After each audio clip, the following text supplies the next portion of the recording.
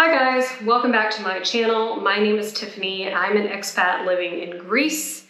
And today I'm going to talk to you all about the changes to the travel restrictions to enter Greece. And a lot has changed. And this is going to be a little bit confusing. I've even started and stopped this video a few times because I realize that I'm not explaining it very well. So as always, if you have any questions, please ask me in the comments below. Okay, so it used to be that you had to be on this list of countries that was allowed in. It included like the EU and the Schengen zone and like 30 something countries that you could come from and be able to enter Greece. That's not the case anymore. Anyone can come to Greece now. So if you're coming from somewhere that's not the EU or the Schengen zone, and you're coming now, and you're not coming from either the United States, Canada, or Australia, then you need to take either a PCR test 72 hours before arrival or a rapid test 24 hours before arrival. Now, you may be asking, well, what if I'm coming from Australia, US, or Canada? If you're vaccinated, fully vaccinated, within the last 9 months, then you can come to Greece without taking a test. Now, you can also come if you have a certificate of recovery, and there's some restrictions about how you approve that. I'm going to put the link to the travel website, the Greece travel website, and it will have more details if that's how you're deciding to come. Now, if you're not fully vaccinated, you will need to take either the PCR or the rapid test, depending on where you're coming from. Now, if you're coming from the EU or the Schengen zone, you need to have the digital COVID pass so that you don't have to take a test. If you're not coming from one of those countries with the pass, then you can't come untested. That's slightly confusing. If you're coming from the EU or the Schengen zone and you don't have a digital COVID pass for your vaccines, then you can't come without a test. Now, there are a list of countries that are allowed in without testing if they have a recognized digital pass from the EU. And it's a long list, and I'm not going to go into the list here. I will put those countries down in the description box below, and those countries are also on that travel website, which if you don't want to go click on the link and you want to just head there directly, it's travel.gov.gr, and that has been the case this entire time. So no matter where you're coming from though, you still need to fill out a passenger locator form. And that form is also on that website.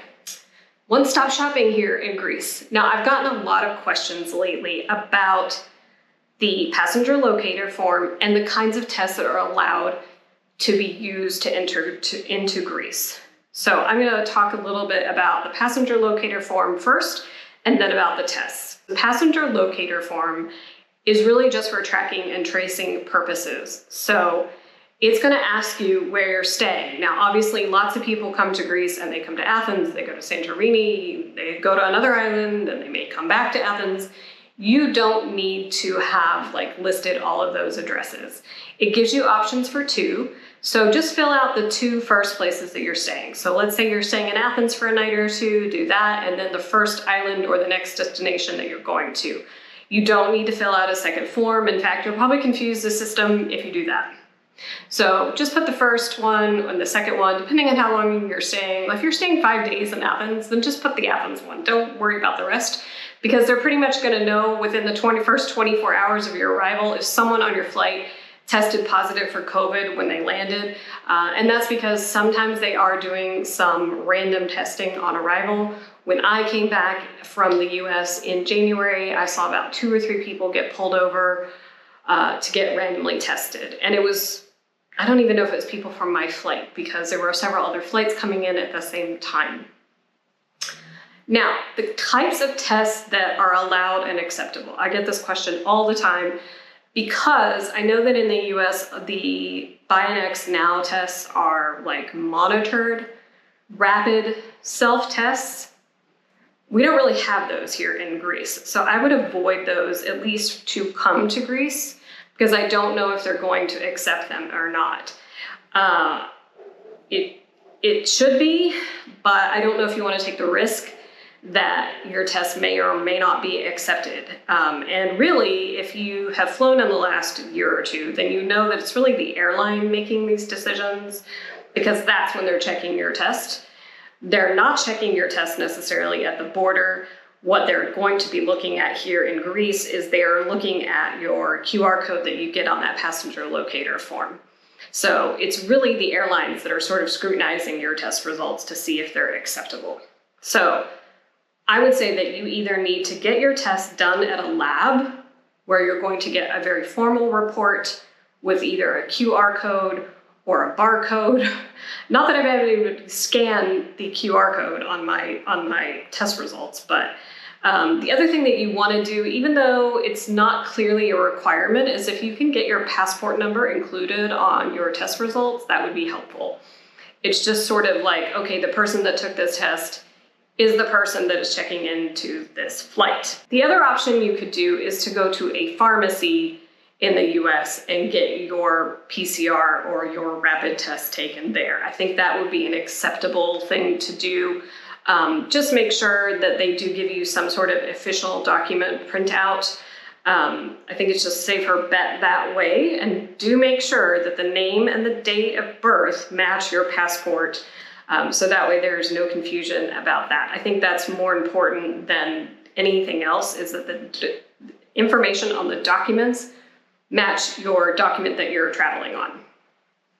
You can't take a self-test. It's not allowed. It's just not something they're accepting in lieu of either PCR or rapid test. There are lots of things still happening here in Greece as far as restrictions that you should be aware of. Now, they are saying a lot of these restrictions will go away by March, and I know we're sort of at the halfway point here in February, so it's possible that what I'm mentioning now may be changed by the time you come, if you're coming in March.